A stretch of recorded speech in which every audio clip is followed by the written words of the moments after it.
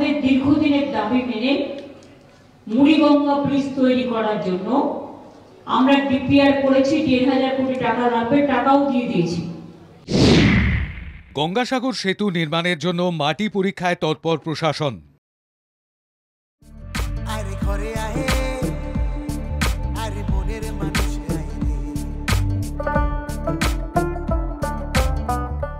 বাংলার তীর্থ পর্যটনে জোয়ার আসছে।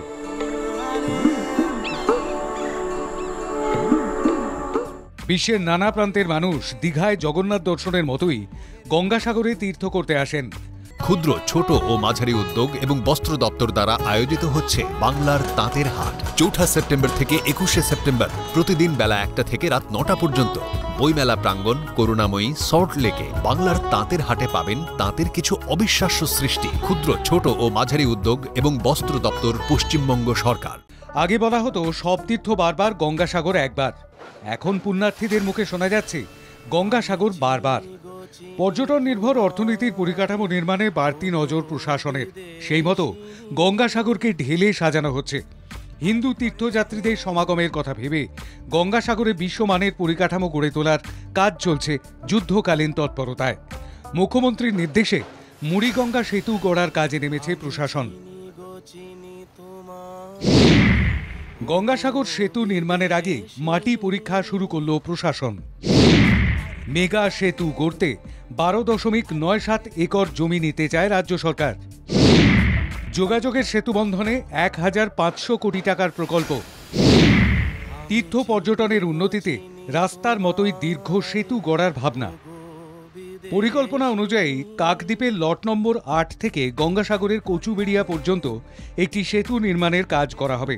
ক্ষুদ্র, ছোট ও মাঝারি উদ্যোগ এবং বস্ত্র দপ্তর দ্বারা আয়োজিত হচ্ছে বাংলার তাঁতের হাট। 4 সেপ্টেম্বর থেকে 21 সেপ্টেম্বর প্রতিদিন বেলা 1টা থেকে রাত 9টা পর্যন্ত বইমেলা প্রাঙ্গণ করুণাময়ী সল্ট লেকে বাংলার তাঁতের হাটে পাবেন তাঁতের কিছু অবিশ্বাস্য সৃষ্টি। ক্ষুদ্র, ছোট ও মাঝারি উদ্যোগ এবং বস্ত্র দপ্তর, পশ্চিমবঙ্গ সরকার। প্রতি বছর গঙ্গাসাগর মেলার সময় লক্ষ লক্ষ পুণ্যার্থীরা মুড়িগঙ্গা নদী পেরিয়ে গঙ্গাসাগরে কপিল মুনির মন্দিরে পুজো দিতে যান।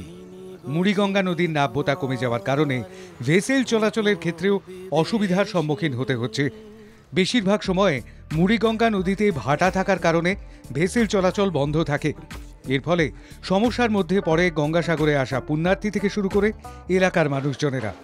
তাই গঙ্গাসাগরের বৃহত্তর স্বার্থে নবনির্মাণ বলে জানিয়েছেন সুন্দরবন উন্নয়ন মন্ত্রী বঙ্কিম হাজরা।